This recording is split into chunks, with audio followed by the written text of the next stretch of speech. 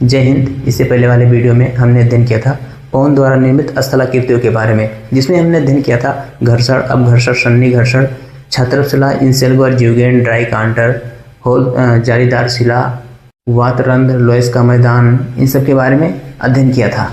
आज हम अध्ययन करेंगे हिमनद द्वारा निर्मित स्थलाकृतियों के बारे में। देखिए हिमनद क्या होता है, जिसको हम बोलते हैं ग्लेशियर।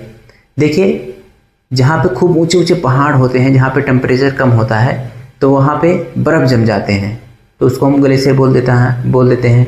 तो ये जो उत्तरी ध्रुव और दक्षिणी ध्रुव होते हैं, वहाँ पे बहुत ठंड पड़ता है, तो वहाँ पे बर्फ़ जम जाता है, उसको हम ग्लेशियर बोलते हैं। तो देखिए जो पहाड़ों पर ग्लेशियर बनते हैं वो कई वर्षों तक वो पिघले ही नहीं रहते, पूरा एकदम कठोर बर्फ़ बना रहता है एकदम।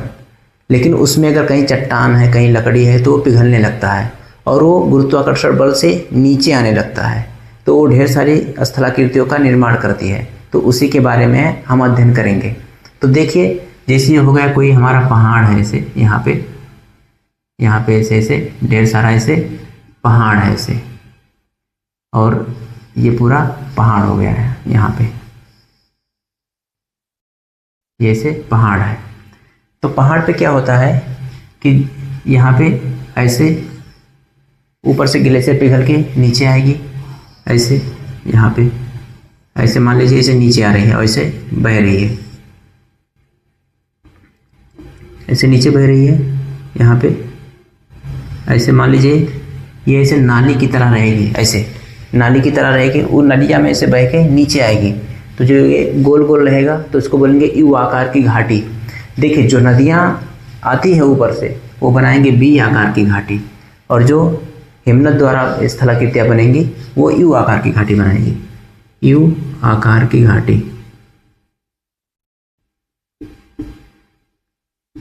यू आकार की घाटी। अब देखिए जैसे ये नाली है, इस नलिया में बह के सारा ग्लेशियर नीचे जा रहा है, ये पूरा जो रहेगा इसमें पूरा बर्फ की नदियाँ बहेंगी यहाँ पे, तो उसको यू आकार की घाटी बनाएंगे। इसके अलावा यहाँ पे छोटे छोटे ऐसे ब्रांच आके जुड़ेंगे, ऐसे नाली की जैसा इसमें गिरेंगे, यहीं पे गिरेगा इसमें, तो ये मेन घाटी बन जाएगी। ये छोटी छोटी घाटियाँ रहेंगी, जो यहाँ पे गिरेगी उसको बोलेंगे लटकती घाटी। क्या बोलेंगे? लटकती घाटी। अब देखिए जैसे पहाड़ है, यहाँ मान लीजिए ढेर सारा ऐसे बर्फ़ जमा हुआ है, ऐसे यहाँ पे ऐसे बर्फ़ जमा हुआ है, ये पिघल के नीचे आएगा, तो पहाड़वा की घाटिया में आके जम जाएगा। तो यहाँ पे जमेगा तो उसको बोलेंगे सार्क झील। क्या बोलेंगे? सार्क झील बोलेंगे। अब जैसे यहाँ पे ये पिघल के आ गया साइड में, यहाँ पे मान लीजिए बर्फ़ था, ये ऐसे पिघल गया ऐसे।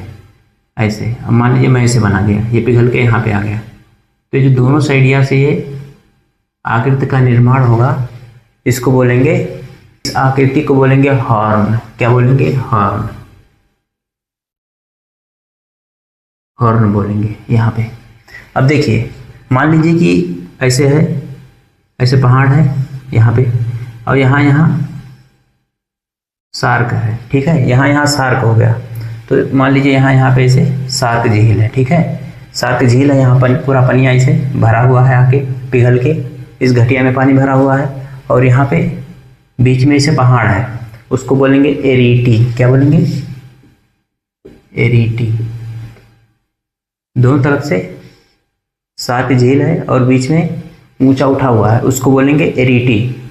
अब देखिए यहाँ पे जैसे कि ऐसे पहाड़ है अपना, ऐसे पहाड़ है ढेर सारा, ऐसे पहाड़ है, और ये जो बीचवा में है पूरा बर्फ़ से ऐसे ढका हुआ है, लेकिन अगर खोपड़िया ऐसे दिख रहा है, ऐसे गर्दन उठा के ऐसे देख रहा है, ऐसे थोड़ा थोड़ा दिख रहा है, तो उसको बोलेंगे नूना तट। क्या बोलेंगे? थोड़ा थोड़ा दिख रहा है तो नूना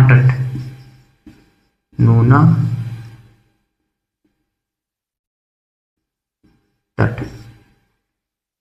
देखिए कहीं कहीं पर समुद्र के किनारे बर्फीला क्षेत्र होता है, जैसे देखिए ये बर्फीला क्षेत्र हो गया, यहाँ पे मान लीजिए बर्फीला क्षेत्र हो गया, ये हमारा पूरा समुद्र है यहाँ पे, तो यहाँ पे बर्फ़ ख़त्म हुआ तो यहाँ हड़ाहें ढाल होगा, तो ऐसे एकदम से इसे खड़ा ढाल रहेगा इसका नीचे की तरफ, कूदोगे तो हचाक से नीचे चले जाओगे। तो इसको बोलेंगे फ्योर्ड तट। क्या बोलेंगे? फ्योर्ड तट। फ्योर्ड तट हो गया ये, अगर हचाक से ढाल है तो। अब जैसे कि यहाँ से हिमनद पिघल पिघल के नीचे आएगा, तो ये बर्फ़ पिघल पिघल के नीचे आएंगी, तो ये बर्फ़ अपने साथ चट्टानें, टुकड़े और ढेर सारे वहाँ पे कंकड़ पत्थर ये सब लेके मलबे को नीचे लेके आएगी। तो ये मलबों को नीचे लेके आएगी तो नीचे आकर ये सारे बर्फ़ पिघल जाएंगे, और जो चट्टान बचेगा ढेर सारा, उसमें मलबे बचेंगे, वो ऐसे टीला के जैसे दिखाई देंगे। इसे मान लीजिए इसे नीचे ले आया तो इसे टीला यहाँ पिघल गया। मान लीजिए एक पहाड़ हो गया, यहाँ ले आया नीचे, और इसी में थे ये पिघल गया, ऐसे पिघल गया तो चट्टान वगैरह दिखेंगे इसमें, तो उसको बोलेंगे एस्कर। जो चट्टान ऐसे टीला के जैसा दिखेगा उसमें, तो उसको बोल देंगे एस्कर। क्या बोलेंगे? एस्कर। तो मुझे उम्मीद है ये सारी चीज़ें आपको बहुत अच्छे से समझ में आई होंगी।